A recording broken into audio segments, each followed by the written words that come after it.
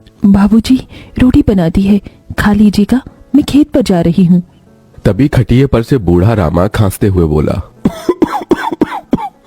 अरे बहू, ये ले, मेरी शॉल लेती जा, बाहर बड़ी ठंड पड़ रही है। नहीं बाबूजी, इसकी जरूरत आपको ज्यादा है, क्योंकि घर में ओढ़ने को एक भी कंबल नहीं। माँ, आज हम तीनों भी आपके साथ चलेंगे खेत पर। पर बच्चों, तुम्हारे पास स्वेटर भी नहीं, सर्दी लग जाएगी। माँ, जल्दी तो आपको, गुलिया दीदी और तानी दीदी को भी लगेगी। अगर हम जब एक साथ मिलकर खेत पर काम करेंगे तो ज्यादा पैसे आएंगे और फिर हम कंबल खरीद लेंगे। मेरा राजा बेटा कितना समझदार हो गया है, माँ के दुख को समझने लगा है। सरिता अपने बच्चों के साथ खेत पर आती है, जो कि जंगल के पास पड़ता था। बच्चों, हमें आज के आज खेत जोतकर गाजर की फसल बोनी है। सरिता की चारों बिटिया और राजा भी कड़ी मेहनत से बंजर खेत को जोतते हैं और फिर सब मिलकर खेती करते हैं। दिन बीतते हैं। एक रोज जब सरिता घर आती है तो वो अपने पति को घर में जुआ खेलते देखती है। अरे बिरजू, भूख लगी है। ये ले दारू, 2 घूंट मार ले। अरे खाली दारू, इसके साथ कुछ चखना मिल जाता तो मजा आ जाता। अरे देख बिरजू, तेरी लुगाई आ गई। बिरजू को घर में जुआ खेलते देखकर सरिता बौखला कर बोली, अजी, तुमको शर्म नहीं आती? घर में जुआ खेलते और दारूबाजी करते। तो फिर बोली, अरे जानती नहीं, पति परमेश्वर होता है और पत्नी की जगह पति के पैरों में होती है। चल जल्दी से मेरे लिए अंडा ऑमलेट बना और गरम रोटी भी। तुम्हें अब मुफ्त का खिलाने को राशन नहीं मेरे पास। 6 बच्चे हो गए हैं, जानती भी हो इन सब का पेट कितनी मुश्किल से पाल रही हूँ मैं। तुम्हें तो जिम्मेदारी से मतलब ही नहीं। घर में बूढ़ा बीमार पिता है, तुम तो कमाने गए थे ना, फिर क्या हुआ? आते ही पैसे मांगने लगी। पति ने खाया पिया कि नहीं ये तेरा बाप पूछेगा। नशे में तो बिरजू सरिता से अकड़ते हुए अपनी चमड़ी की चप्पल निकालकर उसे बहुत पीटता है। ये ले, और लड़ाएगी जुबान। मैं कमाता नहीं तो क्या इस घर में मेरी इज्जत नहीं होगी? ये ले। बचाओ, ओह बचाओ, माँ को मत मारो पिताजी। तभी लड़खड़ाते हुए बिछौने से उठकर बूढ़ा रामा कहता है, अरे निकम्मे, छोड़ दे बहू को, निकल जा इस घर से तू, और फिर कभी शक्ल मत दिखाना। अरे ये मेरा घर है, मैंने बनाया है इसे। बिरजू चला जाता है। तभी रामा रोते हुए बोलता है, अरे जाने कैसे उड़ाऊं बेटे को जन्म दे दिया है मैंने। मेरे हाथों भारी गलती हो गई जो इसे तेरी शादी कराई। बहू माफ कर दे मुझे। पर उस 5 बेटियों की गरीब माँ का दुख इतना ही नहीं था कि एकदम से जोरदार तूफान उठा और झोपड़ी की छत हवा के झोंके से उखड़ कर गिर गई। हे भगवान, इतना भयंकर तूफान! तानी, गुड़िया, अंजू, तुम तीनों सोनी, राजा और मुनिया को लेके बाहर निकलो, मैं दादाजी को लेकर आती हूँ। उठिए बाबूजी। नहीं बहू, तू जा, मेरा समय आ गया है। तुझे उन 5 बच्चियों की सौगंध, तेरे बाद उन्हें देखने वाला कोई नहीं। जा बहू, जा। सरिता के बाहर निकलते ही पूरी झोपड़ी गिर जाती है। सरिता छाती पीट पीट कर रोने लगती है। बाबूजी, अरे कैसा निर्दयी है रे तू ऊपर वाले। क्या मिला आखिर, क्या मिला तुझे मेरा घर उजाड़ कर? तू खुद तो अपने घर में सो रहा है और मेरी 5 बेटियों को बेघर कर दिया। जवाब दे, तू बोलता क्यों नहीं? सरिता को टूट कर रोता देखकर उसकी 5 बेटी भी बिलख बिलख कर रोती है। चुप हो जाओ माँ, रो मत। माँ, मुझे जल्दी ठंड लगी है। हे भगवान, इतनी बर्फ गिर रही है, मुझे इस ठंड से अपने बच्चों को बचाना होगा। सरिता सबका दरवाजा खटखटाती है, मगर कोई भी मुसीबत में उसकी मदद नहीं करता। हार कर वो अपने जंगल वाले गाजर के खेत में आ जाती है और सब रात भर ठंड से कांपते ठिठुरते हुए बीतती है। माँ, बहुत भूख लगी है। हाँ माँ, मुझे भी भूख लगी है। तभी सरिता की सबसे बड़ी बेटी तानी खेत में देखती है जहाँ लाल लाल गाजर उगे थे। देखो माँ, हमारे खेत में तो गाजर तैयार हो गए हैं।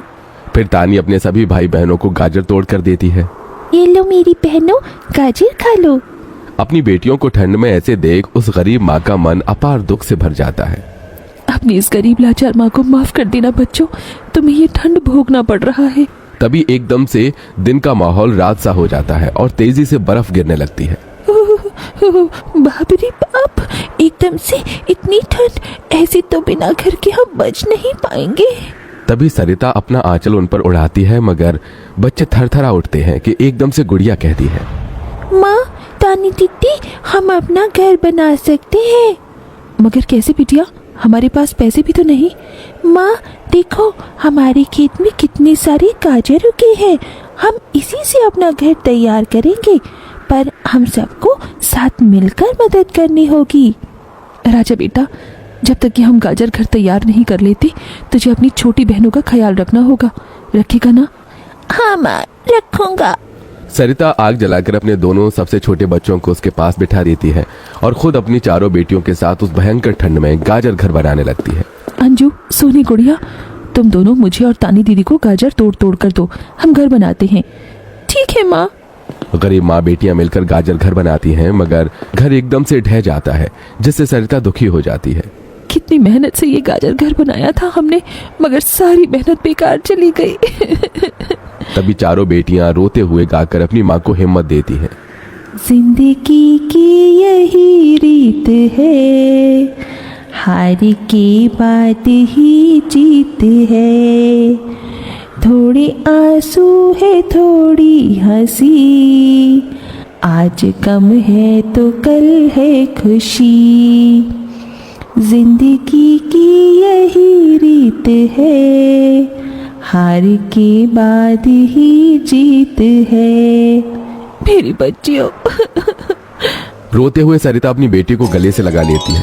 वो फिर कोशिश करते हैं, कई बार उनका गाजर घर बिगड़ता है। तभी गुड़िया कहती है, माँ, अगर हम अपना गाजर घर मजबूत बनाने के लिए पहले लकड़ी फट्टे से ढांचा बना ले, तो फिर हमारा गाजर घर नहीं गिरेगा। सब ऐसा ही करते हैं, जिससे उस बार उनका गाजर का घर मजबूत बन जाता है। सरिता अपनी पांचों बेटियों और बेटे के साथ घर के अंदर आती है। तब जाकर उनके शरीर को गर्माहट महसूस होती है।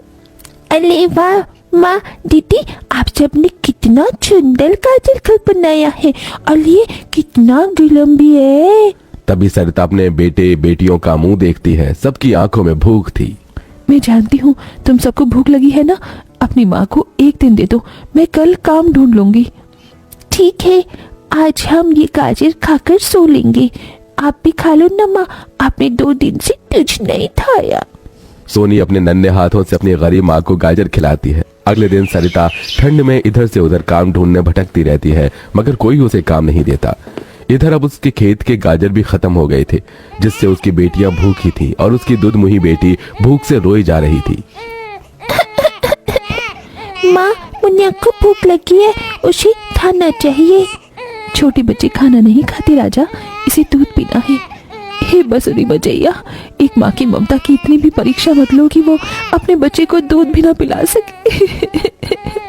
तभी सरिता को द्वार पर एक गाय के रंभाने की आवाज सुनाई दी। माँ, लगता है बाहर गाय आई है।